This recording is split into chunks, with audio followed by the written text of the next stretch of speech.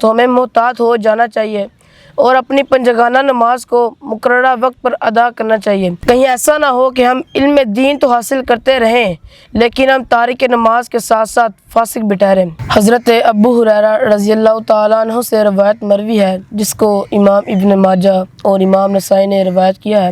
ان اول ما یحاسب به العبد یوم القیامۃ من اعمالہ الصلاۃ، بے شک بندے سے قیامت کے دن جو سب سے پہلا سوال کیا جائے گا وہ نماز کا ہوگا۔ اگر اس کی نماز ٹھیک ہو گئی تو وہ فلاح پا گیا۔ جب نامہ اعمال تولے جائیں گے، اگر پہلا تول ٹھیک آ گیا تو وہ کامیاب، اگر پہلا تول نہ ٹھیک ہوا تو وہ ذلیل و رسوا ہو گیا۔ یہ ایک طویل حدیث ہے، اس کا کچھ حصہ آپ کے سامنے میں ذکر کروں گا۔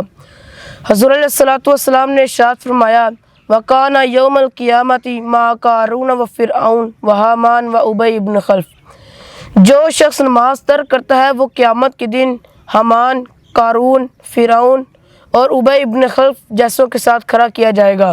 جس صف میں اللہ کے دشمن کھڑے کیے جائیں گے اسی صف میں بے نمازی کو بھی کھڑا کیا جائے گا۔ کتنی ذلت کی بات ہے، کتنی رسوائی کی بات ہے۔ لہٰذا ہمیں اپنے اعمال کا محاسبہ کرنا چاہیے اور فرضوں کو بھی ادا کرنا چاہیے، اور خصوصاً پنجگانہ نماز کو اپنا وتیرہ حیات بنانا ہے۔ کہیں ایسا نہ ہو کہ کل ہم قیامت کے دن مجرموں کی صف میں کھڑے ہوں اور آپ اپنی نماز کی سستیوں پہ پچھتا رہے ہوں۔ آج ہی سے عزم مصمم کیجئے کہ آئندہ کبھی نماز نہیں چھوڑیں گے اور سستی سے کام نہیں لیں گے۔ وہ ایک سجدہ جسے تو گراں سمجھتا ہے، وہ ایک سجدہ جسے تو گراں سمجھتا ہے، ہزار سجدے سے دیتا ہے آدمی کو نجات، ہزار سجدے سے دیتا ہے آدمی کو نجات۔